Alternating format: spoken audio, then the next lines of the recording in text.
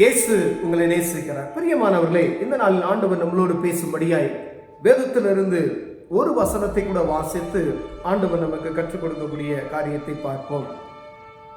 அது எரேமியா தீர்க்கதரிசியின் புஸ்தகம்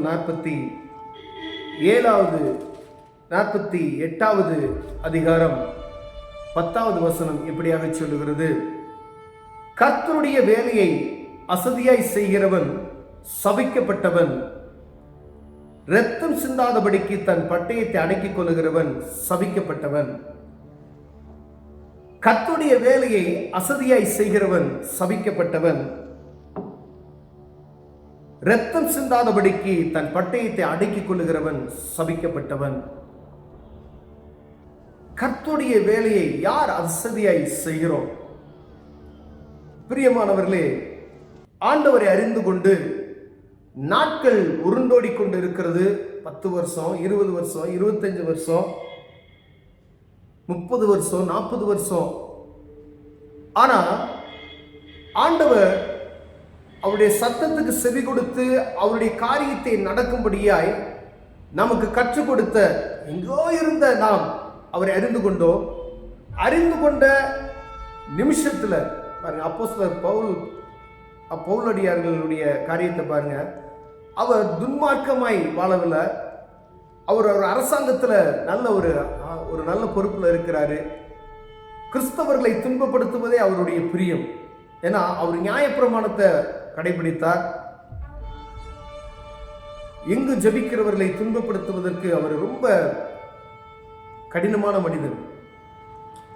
ஆண்டவரை அறிந்து கொண்ட அந்த வினாடியை அவர் தாமதம் செய்யாமல், தாமதம் செய்யாமல் கிறிஸ்துவே இரட்சகர் என்று எல்லா ஜனங்களுக்கும் போதித்தார் என்று வேதத்தில் சொல்லப்படுகிறது. பிரியமானவர்கள், காலம் தாமதம் செய்யவில்லை. கீழே விழுந்தார், கண் தெரியல. 3 நாள் ஒரு மனிதன் வருவான், தொடுவா, நீ அற்புதத்தை பெற்றுக்கொள்ளுவ, நான் யார் என்பதை நீ அறியும்படிக்கு ஆண்டவர் அற்புதமான வார்த்தைகளை சொன்னார். அவர் நேரத்தை தாமதப்படுத்தாதபடி சுவிசேஷத்தை பிரசங்கிக்கிறதை நாம் பார்க்க முடிகிறது. பிரியமானவர்களே, இங்கு சொல்லப்பட்டிருக்கிற வசனங்கள் அசதியாய், கர்த்தருடைய வார்த்தைக்கு வேலையை அசதியாய் செய்கிற மனிதன் சபிக்கப்பட்டவன் என்று எழுதியிருக்கிறது. அறியாத ஜனங்களை ஆண்டவர் சொல்லல. வேதத்தை அறிந்து கொண்ட ஜனங்களுக்கு ஆண்டவர் ஒரு காரியம் இருக்கு. ஒரு சர்ச்சில் ஒரு வேலை சொல்றாங்க அப்படின்னா அதை அசதியா செஞ்சோம்னா, ஒரு ஜாக்கிரதையற்ற செய்தோமானால், அசதியா என்ற வார்த்தைக்கு அநேக அர்த்தங்கள் உண்டு. ஒருவேளை அதை ஒரு கவனக்குறைவோடு செய்வோமானால், இல்லை அது வேண்டா வெறுப்போடு செய்கிற ஒரு காரியம் உண்டு. இப்படி பலவிதமான அர்த்தங்கள் அதில் இருக்கிறது. அப்போ இங்கே வேதத்தில் சொல்லுகிறது அசதியாய் செய்கிற மனிதன் சபிக்கப்பட்டவன். இப்போ அசதியாய் செய்கிறவன் அப்படின்னா அஜாக்கிரதையாய் செய்கிறவன்.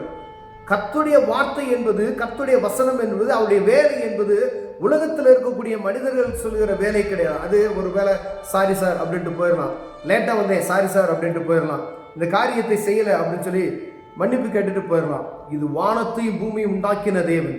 அவருடைய வேலை எப்படி இருக்கிறது என்றால், வருகிற அவருடைய வருகைக்கான காலங்களை ஜனங்களுக்கு அறிவிக்கும்படியாய், அவர் வரும்பொழுது நியாயாதிபதியாய் வருவார் என்பதை அறிவிக்கும்படியாய், இப்பொழுது கிருபையின் காலத்தில் இருக்கிறோம் என்பதை அறிவிக்கும்படியாய், எப்படிப்பட்ட பாவியை மன்னிக்கிறதுக்கு இயேசு கிறிஸ்து இந்த பூமிக்கு வந்தார் என்பதை அறிவிக்கும்படியாய், உலகத்தில் இருக்கிற எல்லா மனிதனுடைய பாவத்திற்காக தன்னையே பலியாய் கொடுத்தார் என்பதை அறிவிக்கும்படியாய், எப்படிப்பட்ட பாவத்தையும் அவர் விலைக்கிரயம் கொடுத்து மீட்டிருக்கிறார் என்பதை அறியும்படியாய், நம்மை ஆண்டவர் முன்குறித்து அவருடைய வேலையை செய்யும்படியாய் அவர் வேலைக்காரர்களாய் நம்மை வைத்திருக்கிறார். பிரியமானவர்களே,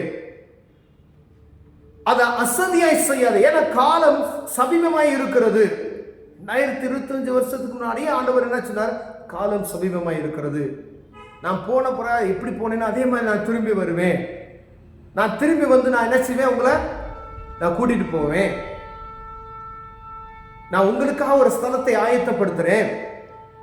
ஆண்டவர் எல்லா காரியத்தையும் முன்கூறித்தே சொல்லிட்டு போயிட்டார். அவர் வரக்கூடிய காரியங்களுக்கான அடையாளங்களையும் நமக்கு சொல்லிட்டு போயிட்டார். ஆனா அவருடைய வேலையை அசதியை செய்கிறவன் சபிக்கப்பட்டவன் என்று எழுதியிருக்கிறது. இந்த வார்த்தைகளை யார் சொல்லுவார்? அறியப்படாத ஜனங்களுக்கு ஆண்டவருடைய வார்த்தையை யார் அறிந்து கொண்டோமோ அவர்கள் தான் சொல்லணும். அவருடைய வேலைக்காரர்களாய் நாம் நியமிக்கப்பட்டு இருக்கிறோம் பிரியமானவர்களே.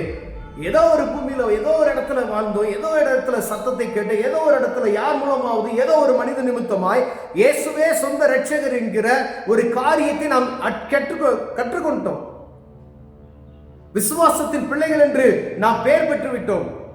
இந்த பேரை மட்டும் வாங்கிட்டு பெருமைக்காய் அல்லாதபடிக்கு, அவருடைய வேலையை துரிதமாய் செய்யாதபடிக்கு, இயேசுவே இரட்சகர் என்கிற அந்த காரியத்தை சொல்லாதபடிக்கு, பாவத்தில் கிடக்கிற ஒரு மனுஷனுக்கு இயேசு பாவ மன்னிப்பின் நிச்சயத்தை கொடுப்பார் என்பதை சொல்லாதபடிக்கு, வியாதியில் இருக்கிற ஒரு மனுஷனுக்கு இயேசு சுகம் கொடுக்கிறார் என்று சொல்லாதபடிக்கு அசதியாய் இருப்போமையானால் நாம் சபிக்கப்பட்டவர்கள் என்று வேதம் சொல்லுகிறது பிரியமானவர்களே. ஒருவேளை இந்த வார்த்தையை கேட்டால் நமக்கு கஷ்டமா இருக்கும். சபிக்கப்பட்டவர்கள் என்று எழுதியிருக்கிறதே என்று. உலகத்தில் இருக்கிற வேலைக்கும் இந்த வேலைக்கும் அநேக வித்தியாசங்கள் உண்டு. இது ராஜாவின் வேலை. ஒருவேளை தேசத்தில் இருக்கக்கூடிய 29 மாநில 8 யூனியன் பிரதேசத்தில் இருக்கிறோம். ஒரு இந்திய தேசம், பிரதான ஒரு தேசம். இங்க இருக்கக்கூடிய பிரதமர் மந்திரிக்கு அவருக்கு கொடுக்கக்கூடிய மரியாதை நமக்கு தெரியும். ஒரு பிரதமர் வராருன்னா எவ்வளவு ஜாக்கிரதையா, எவ்வளவு ஒரு அரசாங்கம் எவ்வளவு அவங்களுக்கு மதிப்பு மரியாதையும் கவனமாகவும் ஒவ்வொரு காரியத்தை பார்த்து பார்த்து செய்கிறார்கள். அவர் ஒரு வார்த்தை சொன்னார்னா அந்த வார்த்தையை எவ்வளவு பிரசித்தப்படுத்தி அதை சரியாய் அது கடைபிடிக்கணும்னு சொல்றாங்க பார்த்தீங்களா? அப்போ உலகத்தை படைத்தவர், அண்ட சராசரங்களை சிருஷ்டித்தவர், நமக்கு ஜீவ சுவாசத்தை தந்தவர், சூரியனையும் சந்திரனையும் உருவாக்கினவர், சூரியன் பகலுக்காகவும் இரவு சந்திரனையும் படைத்தவர், நாம் பூமியில காண்கின்ற எல்லாத்தையும் நமக்கு அற்புதமாய் படைத்திருக்கிற தேவன், அவருடைய ஊழியக்காரராய் இருக்கிற நாம் எப்படி இருக்கணும்னு பாருங்க. கொஞ்சம் அசதியா இருக்கக்கூடாது அப்படின்னு சொல்லிதான் ஆண்டவர் இந்த வார்த்தையை நமக்கு எழுதி வைத்திருக்கிறார் பிரியமானவர்களே. ஒருவேளை நேக நேரங்கள் நம்ம அசதியா இருக்கிறோம், வேலை செஞ்ச அசதியாய் கிடையாது, இல்லை ஒருவேளை ஊழியத்தின் பாதையில் அசதியாய் கிடையாது. வாரத்துக்கு ஒரு ஆத்மா ஆதாயப்படுத்துறது கடினமாக இருக்கிறது. யாருக்கும் சுவிசேஷத்தை சொல்றது கிடையாது. நம்மளே பரிசுத்தமாய் வாழ்வதற்கு நம்மளை பாதுகாத்துக் கொள்கிறதே ஒன்னொரு ஆட்கள் தேவைப்படுகிறது. ஆனா தேவனுடைய வேலைக்காரர்கள் என்று நாம் அழைக்கப்படுகிறோம் என்பதை மறந்து போய்விடக்கூடாது. இயேசுவை சொந்த இரட்சகராய் ஏற்றுக்கொண்டு பிதா குமாரன் பரிசுத்த ஆவி நாமத்தினால என்னைக்கு நீங்க ஞானஸ்தானம் எடுத்தீங்களோ அவருடைய பிரதிநிதிகள். நீங்கள் புறப்பட்டு போய் சகல ஜனங்களுக்கு சுவிசேஷத்தை அறிவித்து பிதா குமார பரிசுத்த ஆவி நாமத்தில் ஞானஸ்தானத்தை கொடுத்து அவர்களை சீசராக்குங்கள் என்று ஆண்டவர் நமக்கு சொல்லி இருக்கிறார். அப்ப யார் நீங்க? நான் யாரு? அவருடைய வேலைக்காரர்கள். அப்ப அவரை அறிந்து கொண்ட எல்லாருமே அவருடைய வேலைக்காரர்கள். ராஜாவினுடைய வேலைக்காரர்கள் எப்படி இருக்கணும் அப்படின்றத உலகப்புறமான ராஜாக்கள்கிட்ட பணிபுரிந்தவர்கள் எவ்வளவு எப்படி வேலை பார்க்கறாங்க பார்த்தீங்களா? அதை மாதிரி செய்ய சொல்ல ஆண்டவர் அதை காட்டிலும் மேன்மையாய், அது பயந்து, இது இன்பமாய் பிரியமாய் அழிந்து போகிற ஆத்துமாக்களை குறித்ததான பாரம் நிறைந்து அவரை போல கண் கலங்கினவர்களாய், அவரை போல ஜனங்களுடைய அந்த ஆத்ம பாரத்தை நினைத்தவர்களாய் அழைக்கப்பட்டிருக்கிறோம் பிரியமானவர்களே.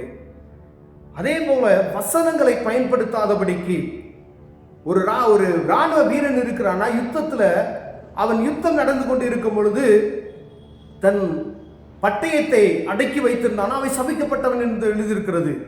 நாம் இந்த உலகம் என்கிற யுத்த களத்துல நாம் நின்று கொண்டு இருக்கிறோம். ஆண்டவர் நமக்கு கொடுத்த பட்டயம் வசனம் என்கிற பட்டயம்.